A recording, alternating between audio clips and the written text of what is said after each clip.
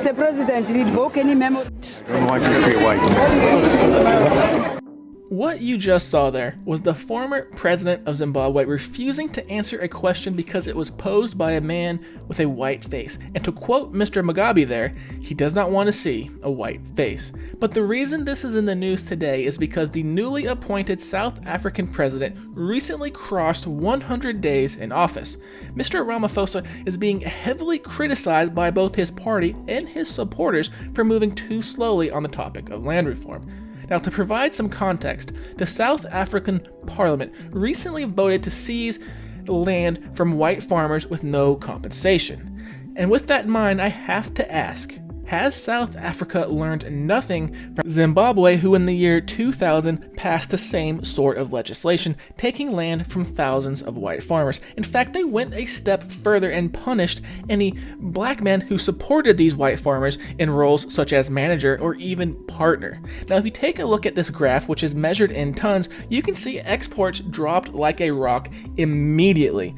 But to top it all off, if you just look at pure corn production, let alone exports, you can see also it dropped like a rock, all of which culminating in the year 2015 when Zimbabwe requested $1.5 billion to prevent themselves from literally starving to death. And again, citations below. If you're interested in the actual numbers, please take a look at those. Now, of course, up to and including today, Zimbabwe is still begging farmers to come back to their country and help bring the agriculture industry back to life. But they may have been starving, but at least they're not gay. Which I know sounds like a terrible statement to make, a bad joke. Why would I say it? Well, it's because I didn't say it. President Mugabe, former president that is, of Zimbabwe, said just that in a United Nations speech. Take a listen. We equally reject attempts to prescribe new rights that are contrary to our values, norms, traditions, and beliefs. We are not gays. Now, in other recent news coming out of Zimbabwe, the new president, Mnangagwa, says land will not be returned to white farmers, but instead they have opted to give white farmers 99-year leases on the land, which at least provides some sort of predictability and stability. Now, here is a quick look at one farmer returning home. Look at these people's reaction.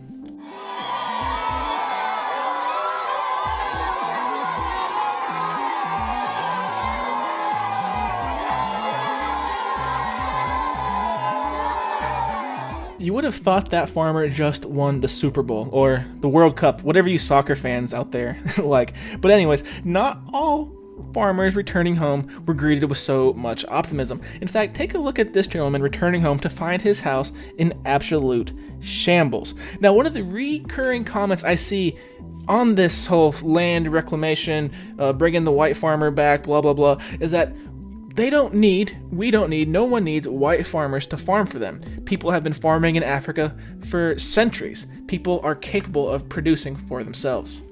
And to that I say there is a massive difference between subsistence farming and commercial farming. One is providing for you and your family, and the other is providing for a nation. There are full-blown master's and PhD programs taught at universities across the world in agriculture because it is complex and scientific. Now, just to add a little more urgency to the equation, is the US and other Western powers are set to cut all aid to the African countries in the near future. And this is not to do with anything Zimbabwe or South Africa has done. This has to do with the alliance of African nations. They have requested this funding to be removed because it just simply finds its way into the hands of corrupt politicians, making them wealthier and more powerful, thus more difficult to unseat and help Africa develop.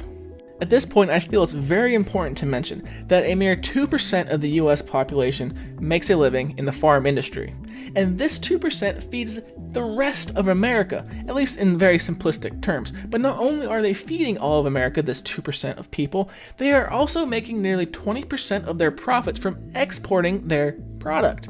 Not to mention the fact America is incredibly fat. But just to be a little more pragmatic about the whole cultural deal, is that this trade is growing by billions internationally every year. There is a lot of money to be made here. Now, again, 2% of farmers in the US. South Africa is about 10% farmers. So again, I ask, what is South Africa doing, and have they learned nothing from Zimbabwe? I'm not going to sit here and tell you that this inequity perhaps shouldn't be addressed, but this is absolutely the worst way you could ever go about doing it.